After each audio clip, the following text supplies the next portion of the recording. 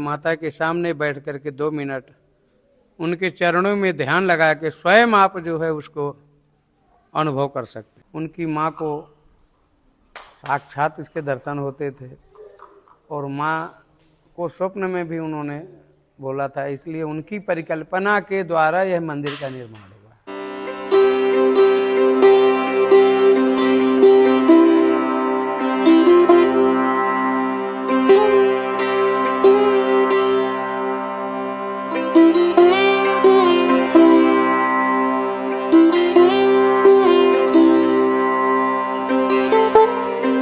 Welcome to news 18.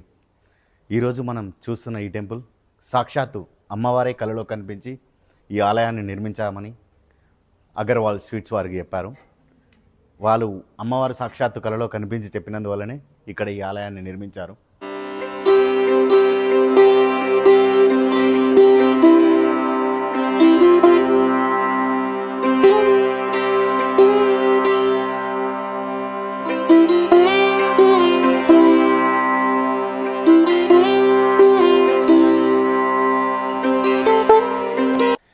ఈ ఆలయం పేరు మా నవదుర్గ శక్తిధామం. ఇది రంగారెడ్డి జిల్లా మొయినాబాద్ మండలం కనకామామిడి గ్రామ శివార్లలో ఉంది. ये टेम्पल नवदुर्गा शक्ति धाम मंदिर है। नवदुर्गा शक्ति धाम मंदिर में माँ की जो विराजमान मूर्ति है वो पार्वती स्वरूप दुर्गा स्वरूप है, लक्ष्मी स्वरूपी दुर्गा है। ये कमल में इनका आसन है और इनका जो आसन है वो सामने शेर है, वो सामने बैठा हुआ है, कमल में वो विराजमान है। ये 9 देवियाँ हैं। प्रथम शैलपुत्री, द्वितीय ब्रह्मचारिणी, तृतीय चंद्रघंटेति, कूष्मांडेति, चतुर्थकम, पंचमम स्कंदमातेति, षष्ठम कात्यायनीति च, सप्तमम कालरात्रि च, महागौरी ति च अष्टमम, नवमम सिद्धिदात्री च, नवदुर्गा प्रकीर्तिताः। ये 9 स्वरूप जो हैं माँ दुर्गा से प्रस्फुटित हुए हैं, माँ दुर्गा के द्वारा अवतरित हुए हैं। समय समय पर इन्होंने अपना जो है रूप शैलपुत्री का रूप धारण किया, दूसरा रूप ब्रह्मचारिणी का धारण किया, तीसरा रूप चंद्रघंटा का धारण किया और चौथा रूप कूष्मांडा का धारण किया। इनका 5वां रूप स्कंद माता का है, 6वां रूप कात्यायनी का है और 7वां रूप कालरात्रि का है। महाकाल और कालरात्रि। और इसका 8वां स्वरूप जो है महागौरी है, साक्षात पार्वती का स्वरूप है और 9वां स्वरूप सिद्धिदात्री का है। इनके साइड बड़ी माता की साइड में दोनों रिद्धि सिद्धियां हैं। गणेश जी की पत्नियां हैं जो माँ की अपने सास की जो है उसमें लगी हुई हैं, सेवा में लगी हुई हैं। और आगे गणेश जी महाराज विराजमान हुए हैं, वो प्रहरी बने हुए हैं। ये मंदिर तो 2018 से स्टार्ट है और लगभग ये 1995 से बन रहा था। यही बात जो माता की विशेषता की है, तो माता की विशेषता माता के सामने बैठ करके 2 मिनट उनके चरणों में ध्यान लगा के स्वयं आप जो है उसको अनुभव कर सकते हैं। ये किसी के कहने से, किसी के सुनने से नहीं, ये तो साक्षात करने से ही आपको मालूम पड़ जाएगा। और ज़्यादा उसकी गुणगान गाथा मैं गाने के योग्य तो नहीं हूँ, लेकिन जो मुझे थोड़ी बहुत मालूम है वो मैं बता रहा हूँ।